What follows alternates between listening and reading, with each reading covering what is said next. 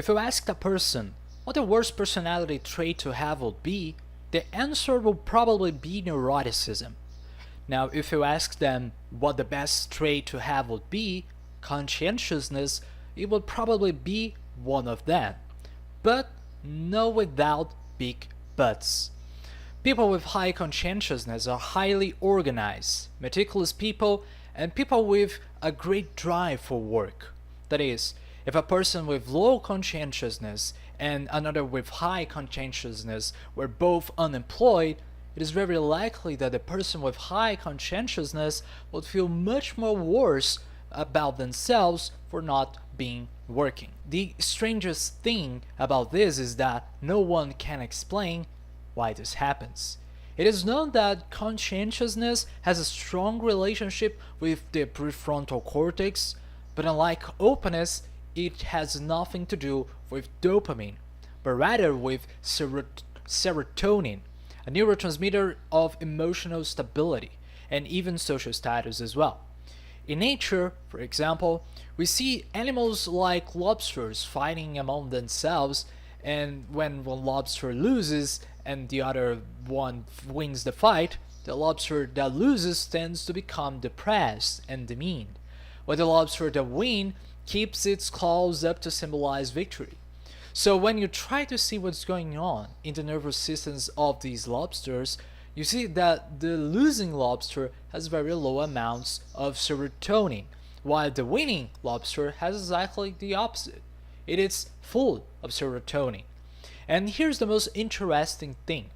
If you give the losing lobsters something similar to human antidepressants, making the serotonin in it stay there in the neuron system for much longer, you notice that the next time it fights and it loses, it doesn't get so depressed. And it actually gets more active so it can fight again and again. One of the rules of nature is that losers tend to keep losing, and winners have a better chance of continuing to win. This is closely related to a passage in the Bible that says, "To everyone who has will be giving more, and from everyone who does not have, everything will be taken away." The reason why I'm saying these things is that conscientiousness or organization is closely associated with this issue of social hierarchy. These are people who are most likely to become lawyers, for example, and not only follow but learn all of those things of laws and codes and things and so on. People with high conscientiousness are more likely to be CEOs, for example, of companies, which have a hierarchy of command over employees, but also all the types of organizations these sorts of jobs need. They are also the people most likely to be or to become military or to work as police officers. In general, people with high conscientiousness really like this tendency to organization and to categorization. And one of the hypotheses for this is that in nature, animals that tend to look at things more, that pick a little fruit and stare to examine it to see if it has any problems or defects, these animals tended to collect more resources and leave everything they accumulated and organized. They tended to, in some societies, to pass more copies of themselves, also passing these characteristics on to their children. Or just because of this meticulosity they have, they will probably not get as much as infections as other types or sorts of animals, and therefore become more alive to then just passing more copies of themselves. Thus, conscientiousness is an incredible and wonderful trait. It is very much associated with work, with organization, with productivity, and also with sacrificing your present for the sake of a future. When you look at the traits that best predict salary, financial stability, school grades, and overall life success, they tend to be people with high conscientiousness. These people are focused on what they do. They're unlikely to procrastinate on what they need or what they have decided to do. And they will accumulate wealth over time so that they can later have something of value saved. However, we saw in the openness to experience video that everything has a benefit and also a cost. In the case of extroversion, the benefit is high motivation at the cost of high impulsivity. In case of neuroticism, the benefits is something more to us alert to dangers around you, but the cost is anxiety, depression, and stress. In the case of agreeableness, the benefits can be better relationships, being more empathetic, and easier to get along with. And the cost is maybe a dependence on your group or to a specific person.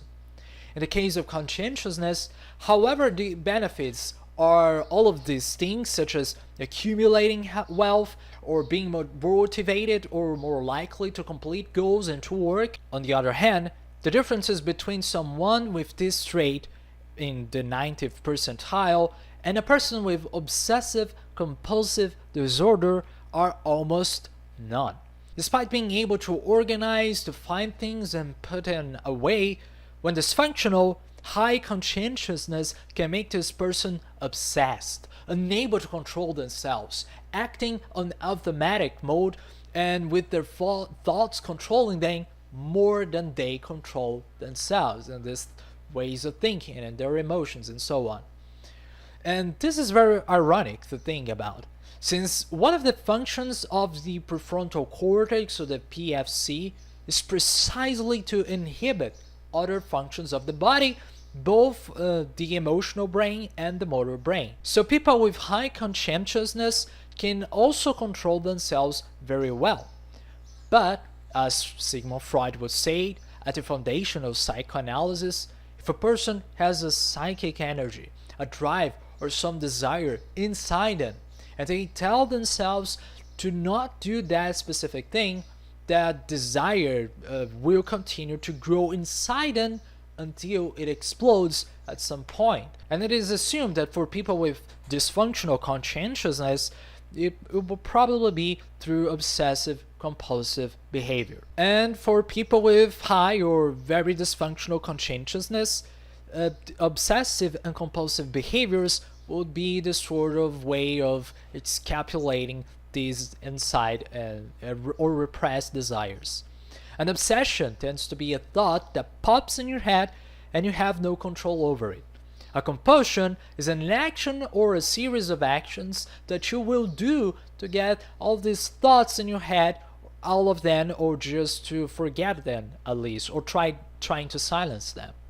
An obsessive thought could be, for example, a terrifying fear of germs, and a compulsion would be like washing your hands all the time.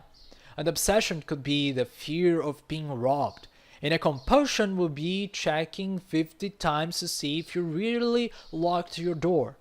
An obsessive thought might be thinking about sex 24 hours a day.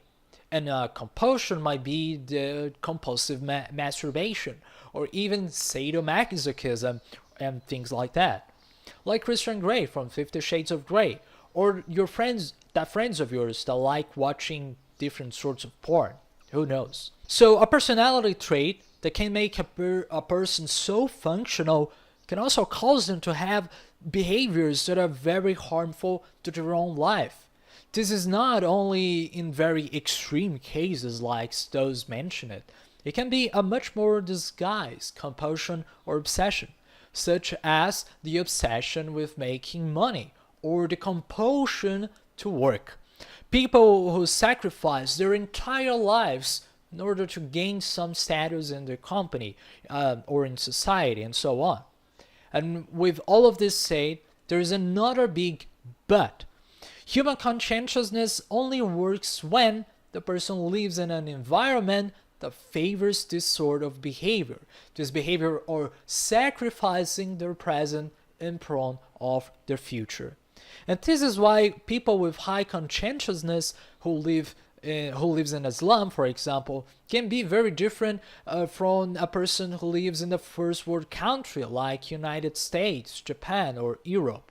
Because if your environment does not favor this exchange of the now for the future, your prefrontal cortex will stop inhibiting the rest of your brain and start making you to want the things in the present, in the now. Because you don't know if this thing that you imagine will be there in some future day. And this is why people with low conscientiousness tend to live in a disorganized way or without much direction in their lives. They are always letting life lead them, so to speak. They are going with the flow, which is not a bad thing. Many successful jobs, especially those related to art, have mostly people with low conscientiousness, people who couldn't care less about the social order of things or what other people expect them to do.